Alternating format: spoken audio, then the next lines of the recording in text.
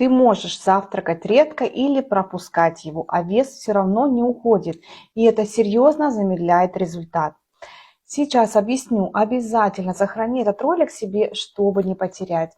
Привет, меня зовут Кристина, я консультант по питанию. Итак, вот, пропуск завтрака заставляет организм дольше оставаться в состоянии голода, что усиливает чувство аппетита позже и приводит к перееданию. Недостаток белка и клетчатки утром замедляет обмен веществ и мешает телу использовать жир эффективно. Регулярный полноценный завтрак помогает поддерживать стабильный уровень энергии, контролировать голод и ускоряет снижение веса.